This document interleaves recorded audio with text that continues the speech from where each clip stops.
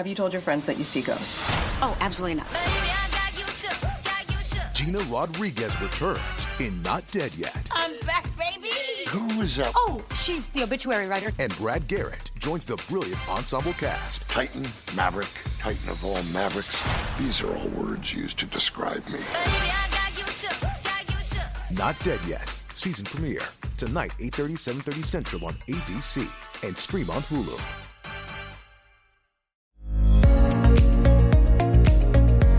It's the Happy Families podcast. It's the podcast for the time-poor parent who just wants answers now. We are so glad to have you joining us for the Happy Families podcast in 2024. My name is Dr. Justin Coulson. I'm the founder of happyfamilies.com.au, the parenting expert and co-host of Channel 9's hit TV show Parental Guidance, and the host of this podcast, along with my wife and mum to our 6 kids, Mrs. Happy Families, Kylie Coulson. I can't believe you turned my mic off. No, Is that the way you're going to treat me this year? This is about good audio hygiene. I've just turned your mic on so that you can talk, and the first thing you did was criticise me. Welcome to a new year. My husband's turned my mic off. I turned it on so that people can hear how wonderful you are. We have a lot. You don't want to hear my breathing. No, that's exactly right. We have a lot to talk about in today's podcast. In fact, a huge week. I'm so excited for where the podcast is going this year. We're going to talk to you about what's happening on the pod this year. You're going to want to tune into every episode and tell your friends about it. But before that, we need to recap the break very briefly. You don't need a travelogue because we didn't travel. This is going to be hard for me, but we're going to talk about a major reversal on a decision that I got wrong as both a parent and a parenting expert. And last but not least, we're going to discuss our words for 2024. More on that shortly.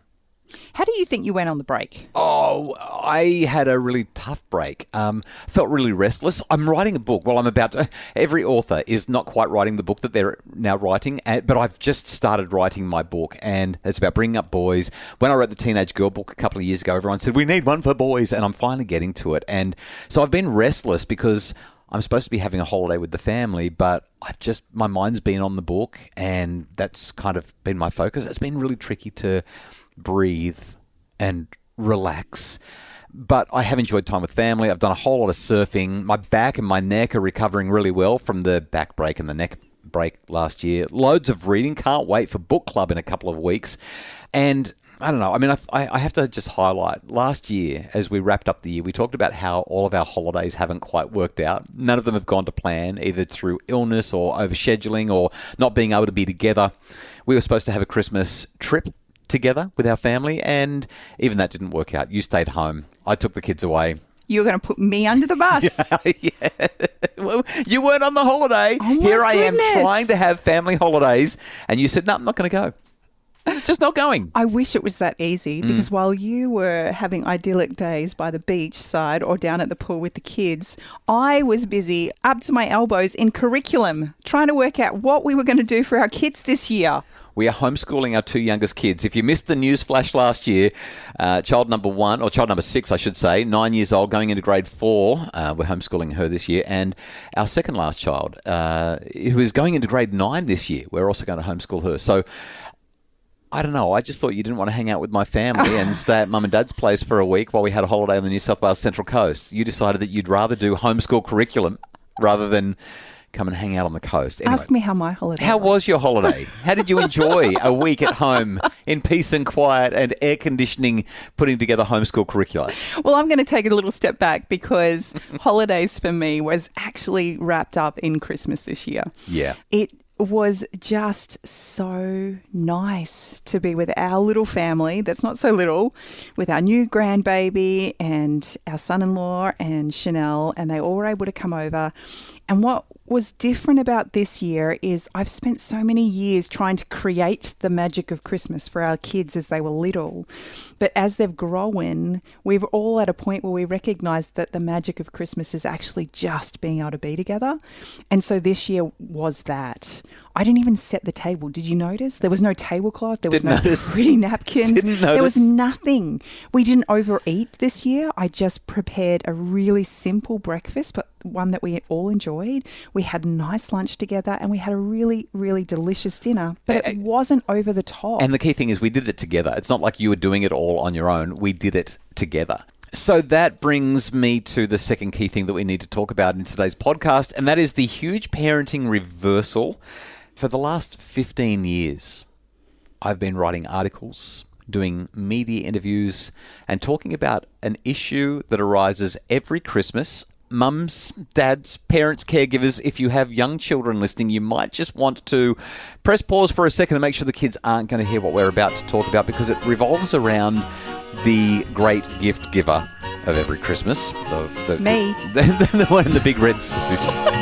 Here comes Santa Claus, right down Santa Claus Lane. All right, we've given you enough time to press pause and work out what's going on there. For the last 15 years, I've been saying, and probably the last 20 years, don't lie to your kids. The Santa myth doesn't need to be a thing. Like, just be honest with the children and let them know. Like, if they're curious, just be honest with them. This Christmas, I got this... I just saw it differently. Maybe it's because I'm a grandparent now. Maybe it's because we did Christmas better this year than we have done in years. But I just thought, there is something really, really fun about the whole Santa thing. And I've been saying for a long time that we should not be doing Santa. And this is my mea culpa. This is my reversal. I don't think it's a big deal. I still think if the kids are asking questions, I mean, prolong it for a year or two if you can, but you do need to be honest with them. I don't have a problem with that, but I'm nowhere near as hardcore about it as I used to be. This Christmas has really changed me. Yeah, it's interesting. I don't really know where you're coming from in relation to how your perception of this Christmas has changed your thinking around it, because Santa didn't play a part in our Christmas at all this year. And I don't feel like our kids missed out in any way. I think, like I said, the magic of Christmas wasn't that Santa showed up and put a whole heap of presents under our tree. The magic was that we were able to be together. I'll tell you what changed my thinking. Every Christmas Eve, you give each person in the family a book. And we do that Icelandic tradition where we lay down in bed and we read a book until we fall asleep on Christmas Eve, all ready for the next day. And the book that you gave me was a book written by J.R.R. Tolkien. Actually, Tolkien is the one who wrote The Lord of the Rings. Tolkien didn't necessarily write this as a book. Instead, every year from about 1927 through for the next 20 or so years, he wrote letters from Father Christmas and gave them to his kids. And what happened with the book is that one of his kids has grabbed all of those letters. They kept every one of them. And there are letters in there from Father Christmas, and there are letters in there from the North Polar Bear, who always gets up to no good and who accidentally blacked out the North Pole one year and who burnt down the toy factory another year. And there's gorgeous creativity where Tolkien is creating this magic around Christmas with his kids.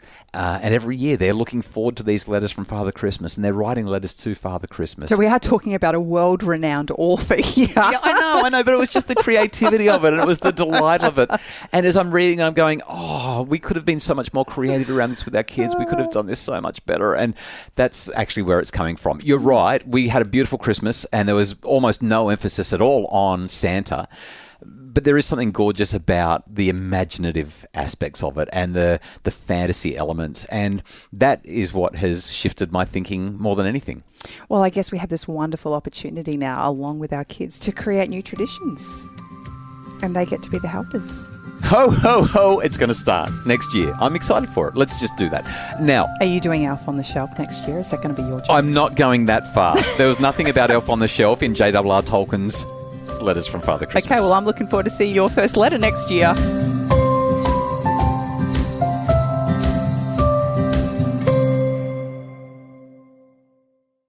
The third big thing to talk about on today's Happy Families podcast is, well, we've got some news for you. The podcast, it's going to undergo a couple of tiny tweaks as we move into 2024. Can't wait to tell you all about it. What have we got lined up this year? Well, you've decided we're going to go with some much more hard-hitting topics. I'm going to be bringing guests on to talk about stuff that really, really matters. And we're going to tackle issues that are really challenging. There's been a couple of things come up just recently in the news that have blown me away in terms of studies. And I'm bringing in the authors to talk about those tricky topics. We're going to be talking about things like childcare.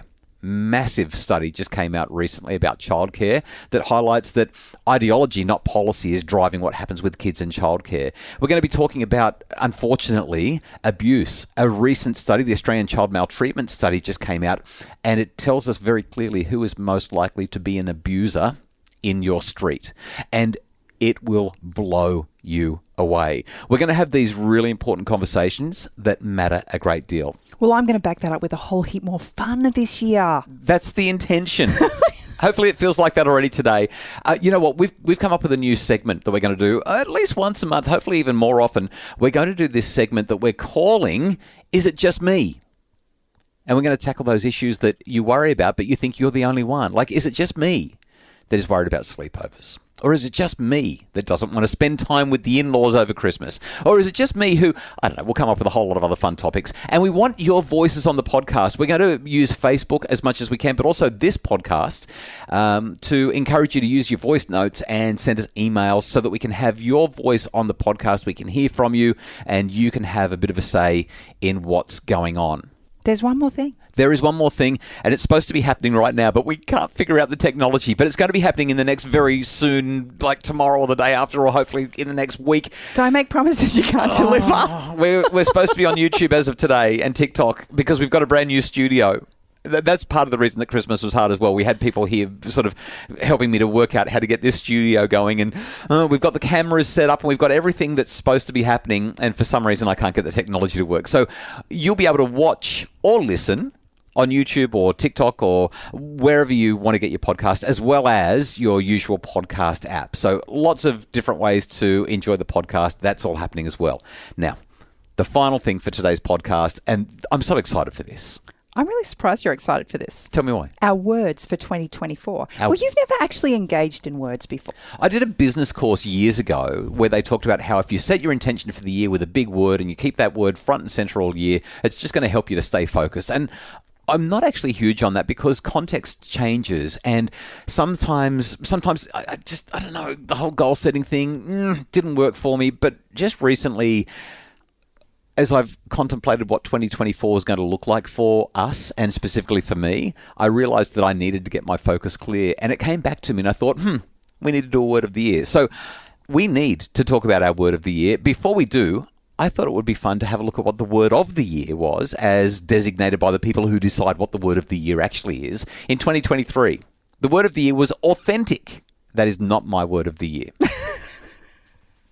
In 2022, the word of the year was gaslighting. So at least we're moving forward as a society. We've moved from gaslighting to authentic. I think that's great. But our word for the year is what we're going to talk about. Now, we actually asked you what your word for the year is, and a bunch of people responded by sending their voice notes through to us, podcasts@happyfamilies.com.au. This one came through from Bridie. My word for this year is nevertheless. It reminds me that there is always a choice. Nevertheless is a word to learn and grow from. It helps remind me to try and teach my children that no matter where they are in life or what choices they are making, nevertheless, they are always loved unconditionally. Ash from New Zealand sent this through. My word for 2024 is mana. Mana is a te reo Māori word from New Zealand, and it has deep spiritual meaning that can be a little difficult to translate into English.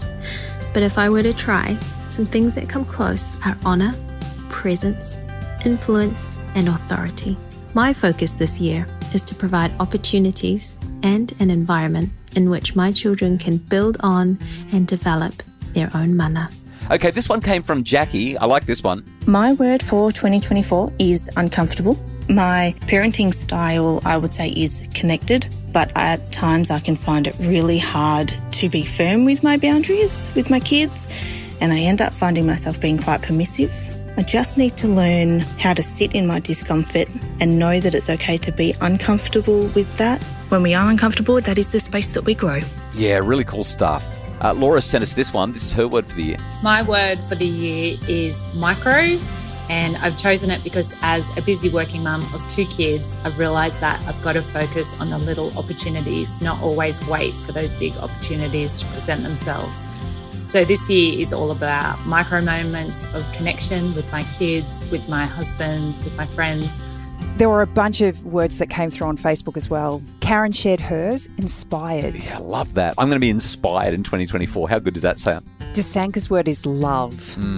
Megan says growth is her word as she steps into a new job. This year, Claire's word is quiet, inspired by a beautiful song. And some of the lyrics are, "You will fight my battles if I will just be still.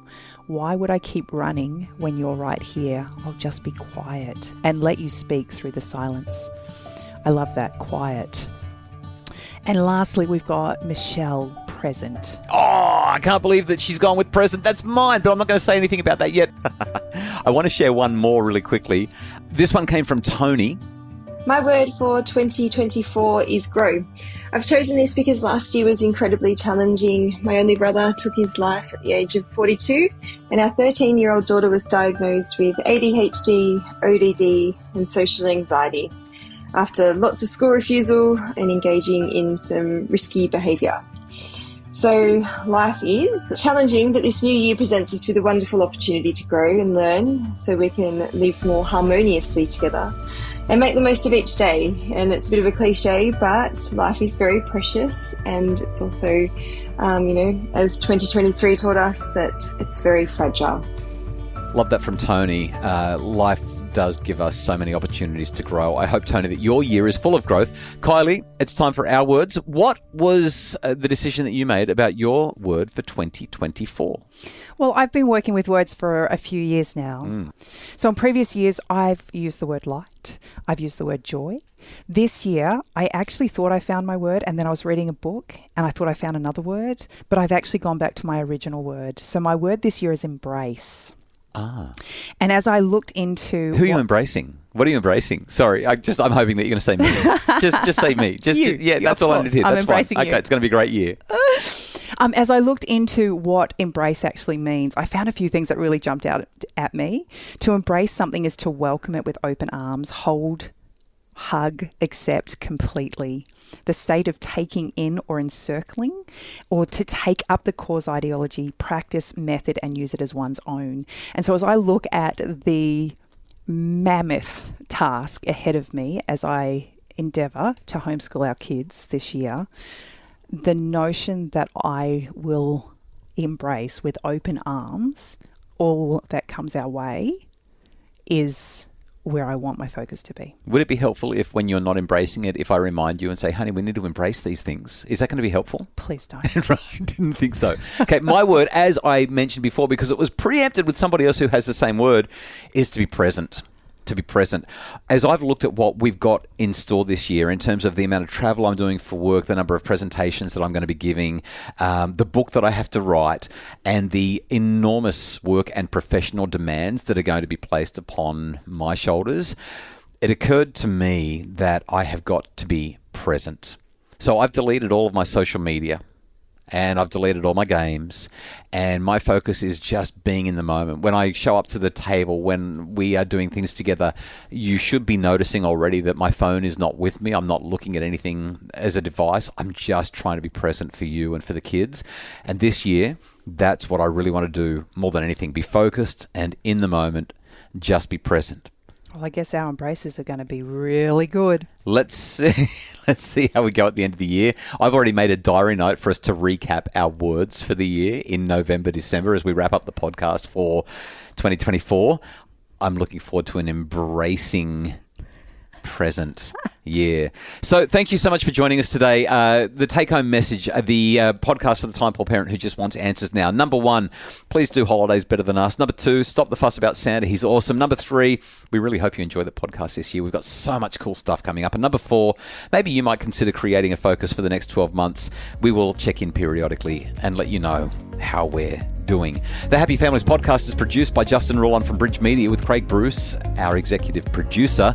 If you'd like more information about making your family happier, we'd love for you to join us for The Quest. It's our brand new updated membership, The Quest. All the details are available at happyfamilies.com.au or online at Dr. Justin Coulson's Happy Families.